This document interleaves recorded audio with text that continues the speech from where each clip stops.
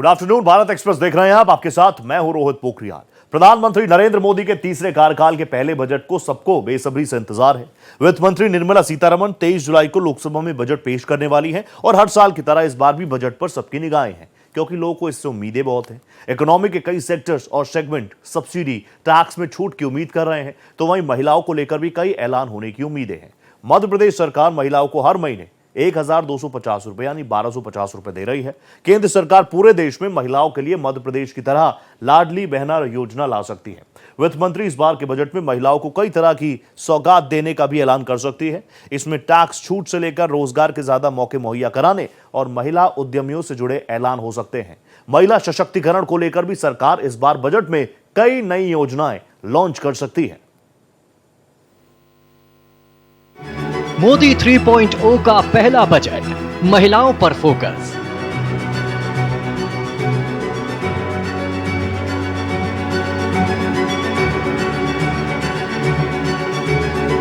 सशक्त बनाना मकसद, बजट में बड़े ऐलान संभव।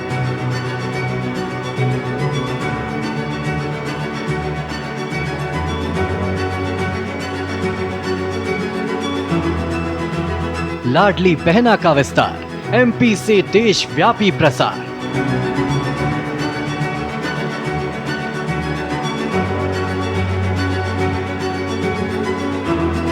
हर महीने 1,250 रुपए, करोड़ों परिवारों का बेड़ा पार।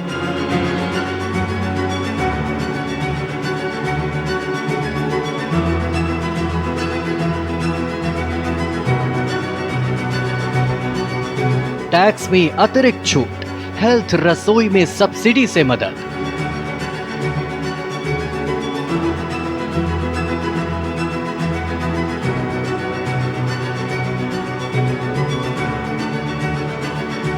स्टार्टअप लागत पर कटौती, स्वरोजगार से आत्मनिर्भर।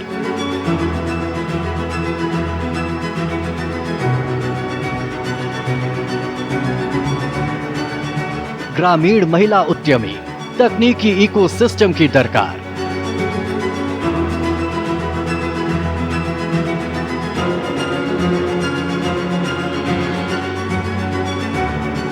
शादी, रोजगार, माताएं, टैक्स छूट के नए नए उपाय।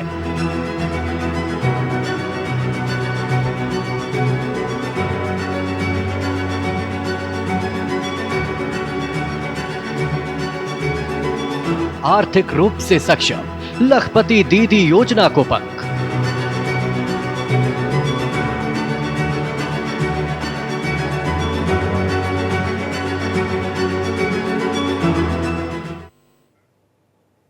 बजट 2024 में सभी सेक्टर्स और सेगमेंट्स को सब्सिडी, टैक्स राहत और दूसरी तरह की राहतों का अनुमान है। कुछ ऐसी उम्मीद वित्त मंत्री निर्मला सीतारमण से देश की आधी आबादी को भी है और माना जा रहा है कि सरकार बजट में महिलाओं को सशक्त बनाने से जुड़े कई महत्वपूर्ण फैसले कर सकती है। इसके साथ ही कुछ पॉलिसीज को लेकर भी बदलाव किया जा सकता है। इसमें सब्सिडी में बढ़ोतरी और जरूरी सामान की लागत को कम करने पर फोकस किया जा सकता है। पूर्ण बजट 2024 में वित्त मंत्री महिलाओं को टैक्स में अतिरिक्त छूट का फायदा दे सकती है। रसोई गैस को लेकर स्वास्थ्य सेवाओं तक हर एक चीज पर सब्सिडी देकर महिलाओं को और सशक्त किया जा सकता है। इसके अलावा शादी, रोजगार, माता पिता की जिम्मेदारियों जैसी बातों को ध्यान में रखकर महिलाओं को अलग से टैक्स रिजीम में छूट मिल सकती है। मोदी सरकार अपने तीसरे कार्यकाल का पहला पूर्ण बजट पेश करेगी। बजट मंगलवार 23 जुलाई 2024 को पेश किया जाएगा।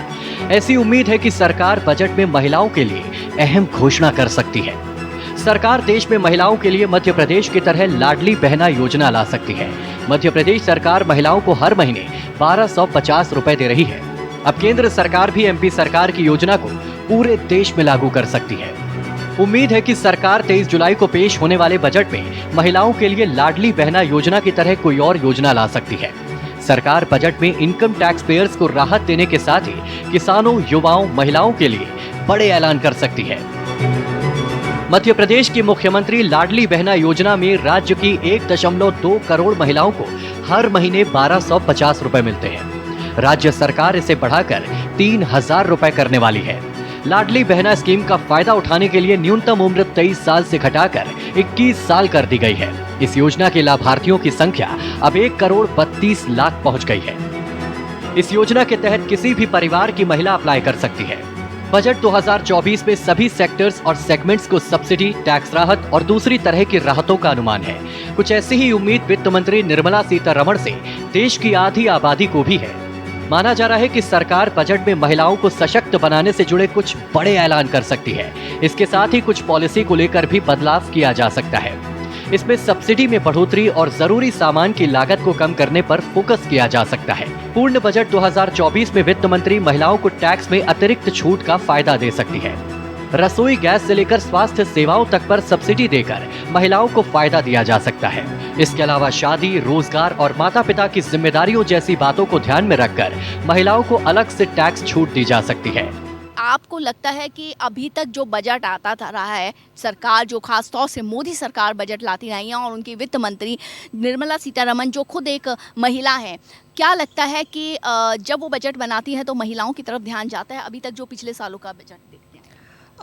मुझे ऐसा कुछ स्पेसिफिक नहीं लगता कि महिलाओं को कुछ ज़्यादा प्रायोरिटाइज़ किया गया है, क्योंकि एज एन गर्ल वुमेन हम काफ़ी चीज़ें हमें खुद उस चीज़ों को रिजॉल्व करनी होती है, चाहे वो घर की बात हो, ट्रांसपोर्ट की बात हो, चीज़ों, कपड़े, ज्वेलरीज़ की बात हो। कोई ऐसा स्पेसिफिकेशन नहीं आया कि महिलाओं के लिए ये चीज़ों पे थोड़ी बजट होनी चाहिए, एक्स्ट्रा उनको मार्जिन मिलना चाहिए। हर एक चीज़ पे सेम ही कैटेगरी पे सारे लोगों को रखा जाता है। तो एज एन गर्ल मैं चाहूँगी कि कुछ हमारे लिए स्पेसिफिकेशन हो उसमें। जानकारों का सुझाव है कि इस बार के बजट में सभी वर्गों की महिलाओं को फायदा पहुंचाने से जुड़ी योजनाओं को लागू करने पर सरकार को विचार करना चाहिए। इस बार बजट में नौकरी पेशा महिलाओं के लिए सरकार कई तरह के ऐलान कर सकती है। ऐसे में संभव है कि विवाहित महिलाओं के लिए टैक्स छूट पे संयुक्त फाइलिंग विकल्प या विवाहित जोड़ों के लिए टैक्स क्रेडिट जैसा फायदा किया जाए।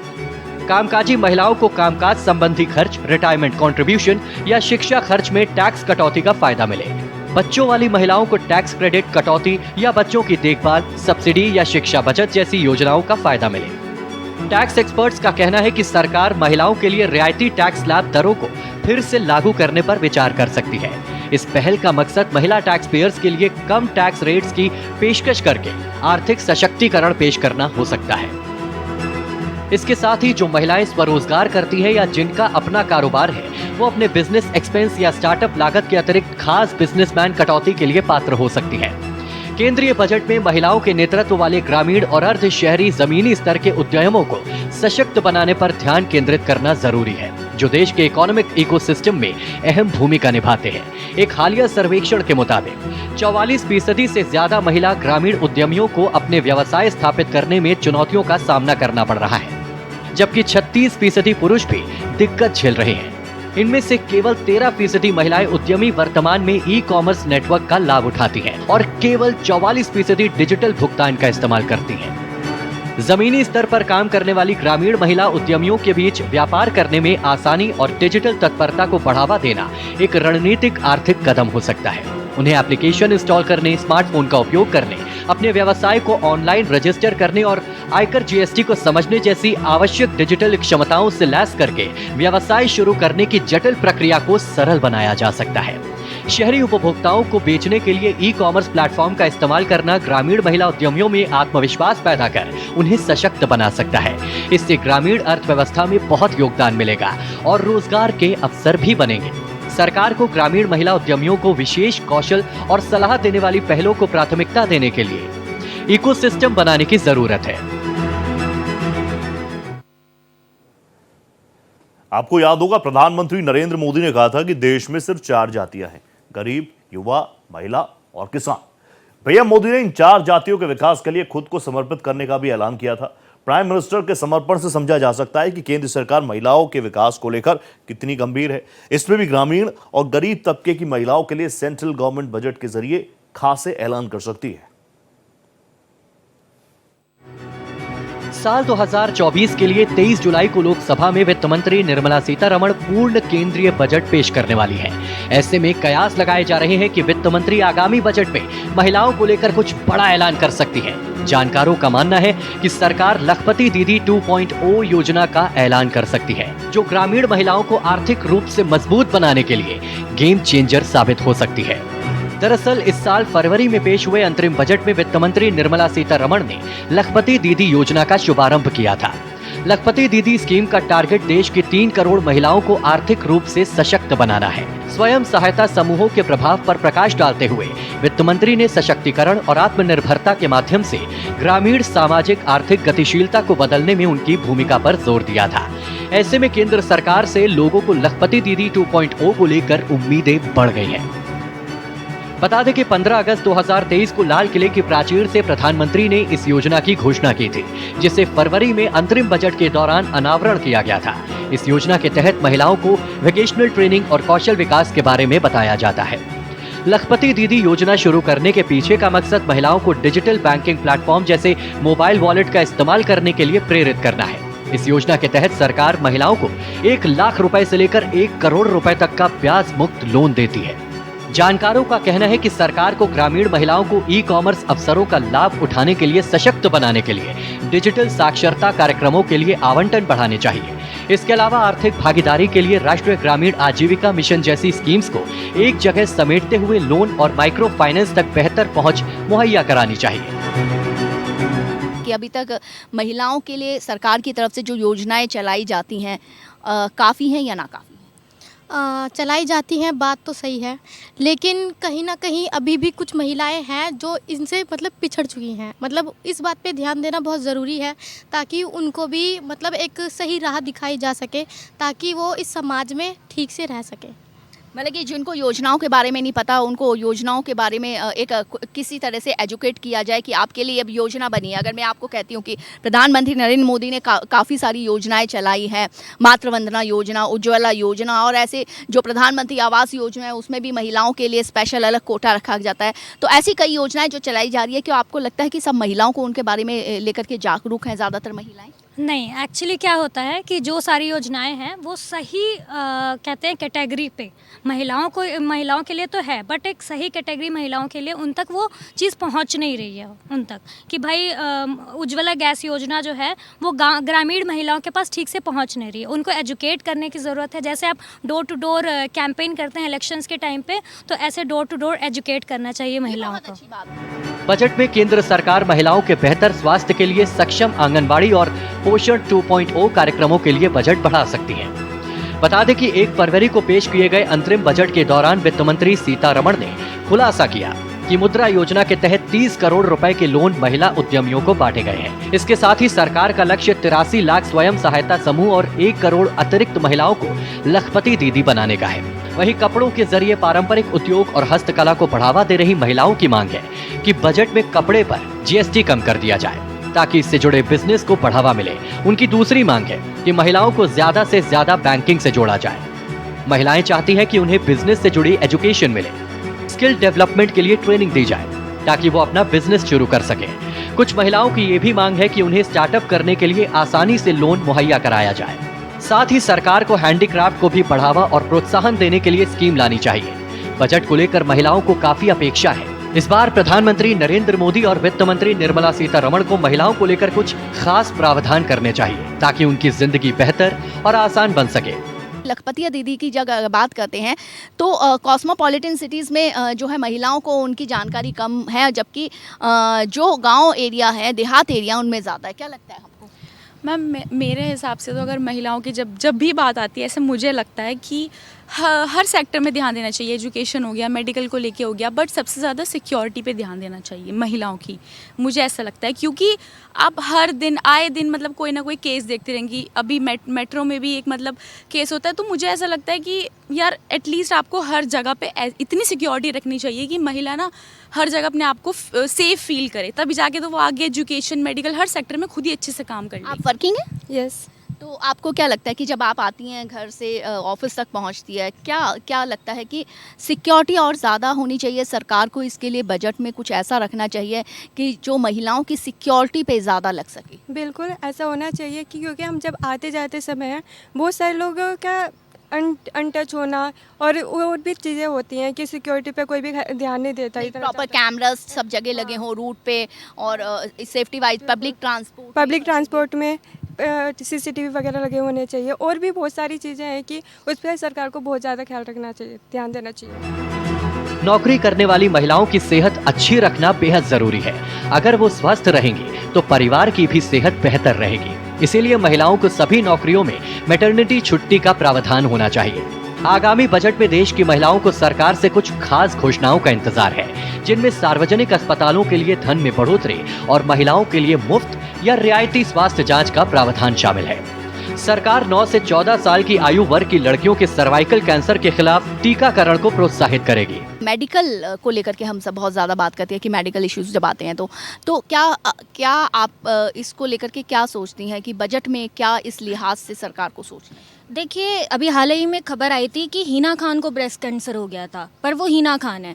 बट ये जो बीमारी है, सर्वाइकल कैंसर है, ब्रेस्ट कैंसर है, या आम लोगों को भी हो सकता है, हम जैसे लोगों को भी हो सकता है। हम कहाँ जाएंगे इलाज कराने? तो मुझे लगता है कि हेल्थ में थोड़ा सा बजट रखा जाए और जो हेल्थ है उसका जो भी है, दवाइयों का जो भी खर्चा है, अगर महिलाओं के लिए थोड़ा कम हो जाए तो सर्वाइव करना ईजी हो जाएगा, इलाज कराना ईजी हो जाएगा। क्या है कि महिलाएं बहुत ज़्यादा सोचती हैं, अपने घर के बारे में ज़्यादा सोचती है। ऐसा होता है कि अपनी बीमारियों के बारे में तक अपने घर वालों को नहीं बता पाती, कभी कभी ऐसा होता है। बट अगर हमारी गवर्नमेंट हेल्थ में थोड़ा सा वो करेंगी, उनके लिए थोड़ा सा ईजी हो जाएगा, ये सारी चीज़ें ईजी हो जाएगी और फिर उसके बाद वो अपना इलाज अच्छे से करा सकती हैं। आयुष्मान भारत योजना के तहत स्वास्थ्य कवर सभी आशा और आंगनबाड़ी कार्यकर्ताओं और सहायिकाओं तक बढ़ाया जाएगा।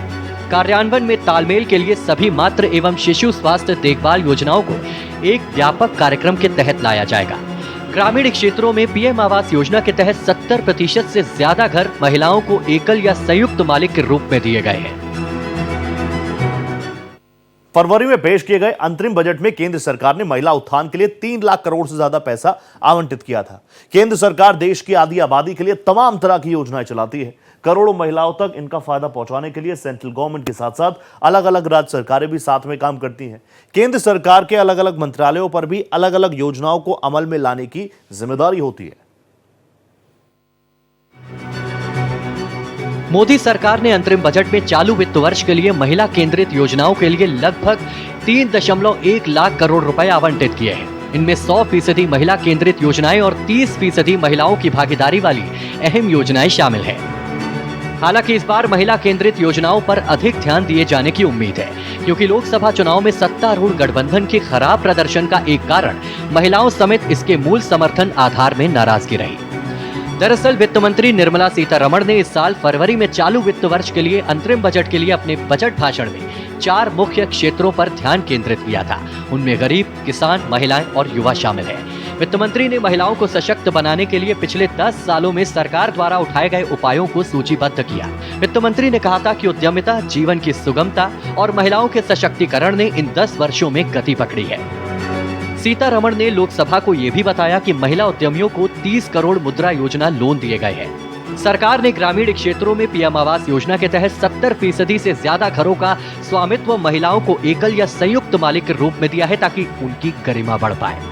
सीतारमण ने लोकसभा और राज्य विधानसभाओं में महिलाओं को 1/3 आरक्षण देने और मुस्लिम धर्म में तत्काल ट्रिपल तलाक को अवैध बनाने के लिए मोदी सरकार के बनाए गए कानून को भी अहम करार दिया। बजट भाषण में उनके द्वारा सूचीबद्ध महिला केंद्रित पहलों के बावजूद आम चुनाव में सत्तारूढ़ गठबंधन के खराब प्रदर्शन, विशेष रूप से सबसे ज्यादा आबादी वाले राज्य उत्तर प्रदेश में महिला मतदाताओं के बीच नाराजगी को जिम्मेदार ठहराया है। दरअसल प्रधानमंत्री सोलर रूफटॉप योजना के जरिए हर घर मुफ्त बिजली योजना की घोषणा और लखपति दीदी योजना के जरिए महिला मतदाताओं को लुभाने की कोशिश चुनाव में सत्तारूढ़ एनडीए के लिए फायदेमंद साबित नहीं हुई। इसके परिणाम स्वरूप सरकार इस बजट में महिला मतदाताओं को लुभाने के लिए नए सिरे से प्रयास कर सकती है। आम बजट 2024 में महिलाओं को केंद्रित कर जेंडर बजट जारी होने की उम्मीद है।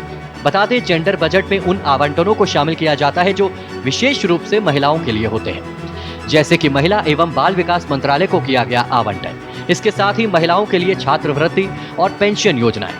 अधिकारों के बारे में जागरूकता के कारण जेंडर बजट की अवधारणा और बजट में महिला केंद्रित योजनाओं के लिए किए गए आवंटन ने लोगों का खूब ध्यान खींचा है। महिला एवं बाल विकास मंत्रालय का वास्तविक व्यय 24,000 करोड़ रुपए से ज्यादा था, जो संशोधित अनुमानों के अनुसार पिछले वित्तीय वर्ष में बढ़कर 26,000 करोड़ रुपए के करीब पहुंच गया। अंतरिम बजट में सीतारमण ने मंत्रालय को 26,600 करोड़ रुपए आवंटित किए थे। मंत्रालय को आवंटन महत्वपूर्ण नहीं है, क्योंकि केंद्र सरकार का कुल खर्च चालू वित्त वर्ष के लिए 47 लाख करोड़ रुपए से ज्यादा होने का अनुमान है। ये कुल बजट के 0.5% से थोड़ा ज्यादा है। हालांकि केंद्र केंद्रीय क्षेत्र के योजनाओं और केंद्र प्रायोजित योजनाओं के माध्यम से महिला लाभार्थियों को बजट की एक महत्वपूर्ण राशि आवंटित करता है, जिन्हें राज्य सरकारों द्वारा कार्यान्वित किया जाता है। केंद्रीय क्षेत्र की योजनाओं को केंद्र द्वारा पूरी तरह से वित्त पोषित किया जाता है, जबकि केंद्र प्रायोजित योजनाओं को केंद्र और राज्य दोनों द्वारा संयुक्त रूप से वित्त पोषित किया जाता है। लेकिन ज्यादातर मामलों में अधिकांश धन केंद्र से आता है।